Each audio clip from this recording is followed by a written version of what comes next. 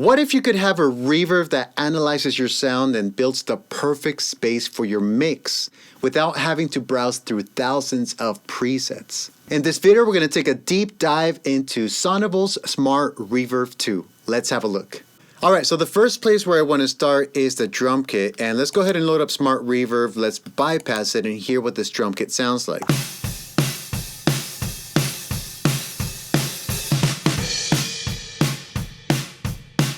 Cool, so that's just the drum mics without the kick and the snare. But let's go ahead and instantiate Smart Reverb on the channel of the stem and start playing around with the parameters. The first thing you'll notice is this reverb matrix where you have 4 different algorithms. You have room, hall, spring, and plate. And by moving around this thumb, you can place the track in any one of these spaces. This is your reverb matrix. Above this, you're going to see controls for size, distance, width, color, and clarity.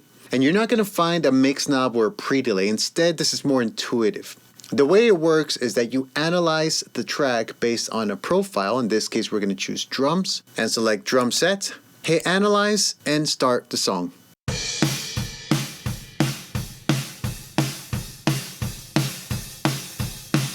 Using the distance control, you can adjust how far the sound source appears from the listener. So you can adjust the distance. This is going to be closer, that's going to be further away.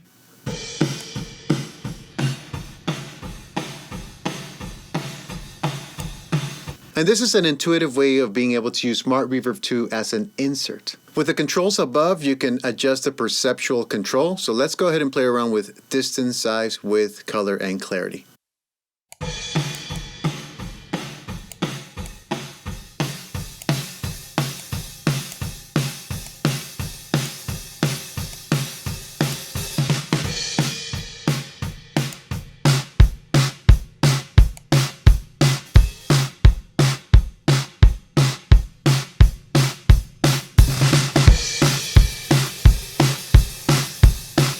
Over here to the right, we can use the manual override to adjust the color and the tail of the reverb. So for example, if I use something like a hall and I increase the size, it's going to sound much larger in space. I can shorten the decay by using this slider, or I can also adjust the length per band. So I have highs, mids, and lows. Let's go radical here. That's got a long tail, but it's primarily being affected on the mids. Let's go ahead and shorten this and see what that sounds like. Much shorter, but still mid sounding. Cool, let's shorten the size. I think that's a good starting point. Let's hear that with the drum kit, and let's hear that also with the bass.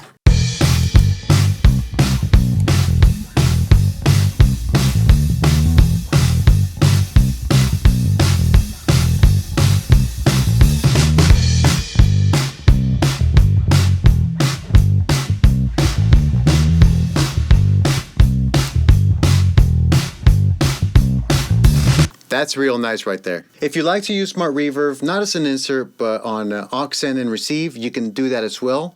But just make sure that you press this button right here. When you engage wet mode enabled, you're going to notice that the distance grays out. That's because there's no more control of the distance. You're not using it on the insert, you're using it as a send and receive. Now the amount of reverb you're feeding from the source track, in this case drums, would be from the auxiliary send of your DAW, and then you're using this as a standard reverb. However, if you're using it as an insert on a track, like in this case, we're going to use the distance control to give us a little bit more control. In terms of layout, everything that you need is right there in front of you, including size, distance, width. Notice how distance has a filter on it so that it colors the perception of the depth. As you push it away, it's going to roll off some of the highs. Let's go ahead and enable that, and let's apply now Smart Reverb across multiple instruments and play around with the group setting, which is my favorite part. So I'm using 2 instances of Smart Reverb across the guitars and the B3 organ, and they're labeled accordingly. Right now, the Smart Reverb instance applied to the guitar is independent from the one applied to the organ.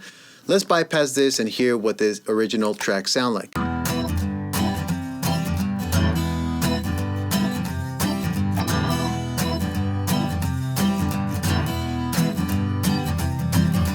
Now Now what I want to do is I want to create a group, put them in a group, and then analyze them together. Let me show you how to do that. On any one of these instances, we're going to click Add to Group. We'll name it Inst for instrument. Click Create. And from the right, you just drag and drop which instances across your session are part of that group. So in this case, I already have guitars pair here. I'm going to look for B3. There it is. Click and drag, and there it is. I'm going to go ahead and X this out, and you're going to notice that both instances are reflecting the same thing. So I see the guitars pair in the B3. They basically mirror each other. And there's a couple of things that I can do here when these thumbs are in the group. So the guitars pair, I'm going to go to Profile and choose Guitars Acoustic. And the B3, I'm going to choose Keys Electric. Okay, select both of these, click Analyze, and hit play.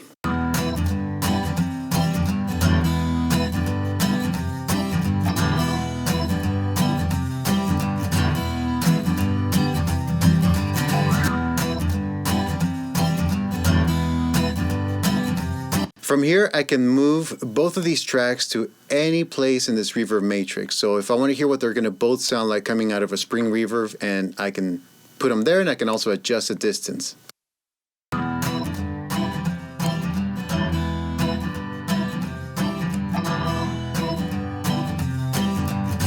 Now that is so cool, because to do this with any other type of reverb plugin, you're dealing with different user interfaces, different parameters that sometimes can be very technical and hard to understand. You're dealing with send and receive, but just having these as inserts and adding them to a group gives you so much control from one interface. So for this example, let's see what happens when we put the B3 on the plate and put the guitar pair in a room. I'll select both of these, and I can play around with the distance to figure out what the right balance is for the mix.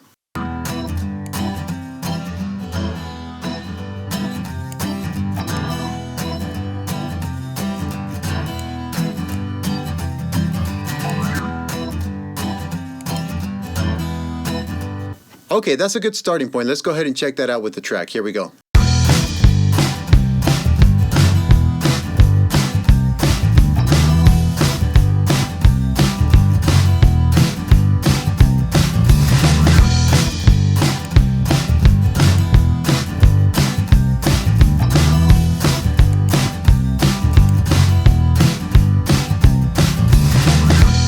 Also, you don't have to have both plugins or multiple instances showing. You can control it from one. So for example, if I wanted to switch between different group members like the B3 or the guitars pair, I can do that. I don't have to show multiple instances. But that was a quick reference, a visual reference for you guys to see that it actually mirrors across multiple instances. Now let's add one more instrument to the group. Why not add the harmonica and hear what that sounds like? For the harmonica track, there's not really something that reflects harmonica directly by name. So what I did is I chose synth lead because the harmonica track in this arrangement is functioning as a lead instrument. I'll click Add to Group, hit Inst, and I'll drag the harmonica to the instrument group. And there it is. And you can see it reflected on the other instances. We can play around with the depth and hear what this sounds like. Here we go.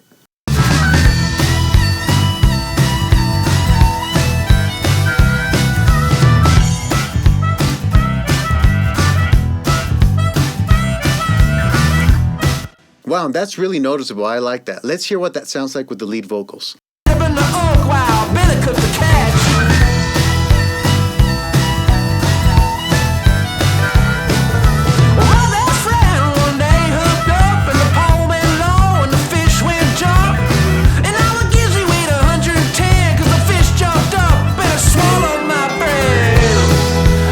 Alright guys, so I really hope you enjoyed this video and see how awesome and powerful Smart Reverb 2 can work for your mixes. Before I leave, I encourage you guys to download a 30-day trial from sonible.com. Check it out, come back to this video, leave me your feedback in the comments below of your favorite feature. Thanks again so much for watching. My name is Alex from Alex Pro Mix. Until next time, peace!